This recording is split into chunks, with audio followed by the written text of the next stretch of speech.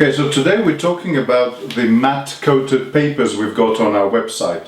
I speak to a lot of people on the phone and spend a lot of time explaining what matte coated means and what the characteristics of the various different papers we have. So here they are all on one desk, and I'll start with this. This is actually not on our website. This is your box standard 180 gram photocopier paper, printer paper that you get from everywhere. And I'm putting it here on purpose just to show you how it behaves after a heavy image has been printed on it. I'll move these away.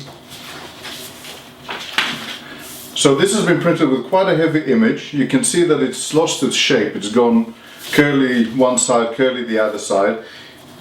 Don't know if the camera can pick this up, but you can actually see weaving or waving of the paper on the back. That's because the ink has gone right through the paper, the moisture has gone right through to the other side. I'm sure you can see it. There's a bit of shadowing. It's definitely lost its structure. This is uncoated, box standard photocopier paper. Now we have coated paper of similar characteristic. 120 gram. We'll start with the 120 gram. It's the lightest one we do. You can see straight away that the color is much better. Also, the paper lies a little bit smoother on the desk once it's been printed, and there is a lot less weaving. The back of it is flat.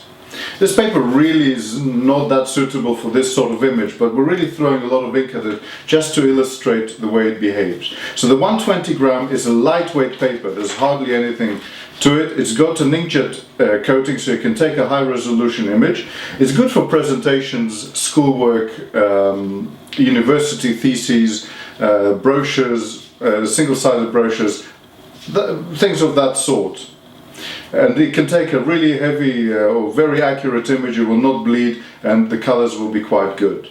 If you want something more robust, we have the 170 gram. Now the 170 gram compared to the 120 is almost flat once you printed it. Hardly anything or nothing at all in fact penetrates to the back, so it retains its structure and flatness. The coatings are very similar, so it will give you a very similar image but will stay flat and non-weavy under heavy inkjet images as well, under heavy colors. It's good for lamination, again good for that extra special presentation, thesis, schoolwork, a report, really luxurious in the hand. And finally, again using a very similar coating, we have this. This is the 210 gram paper. Again, behaves very similarly in the underprinting. Gives you very strong colors, very wide color gamut, very heavy to the touch. But this paper you can print on both sides, so it's double-sided. It's ideal for booklets, for brochures, double-sided presentations, matte photographs, and it's just a pretty good product all round. So here we have the 210, double-sided, the 170 gram, single-sided, but quite a heavy paper, so it will retain its structure and will remain flat, very luxurious to the hand.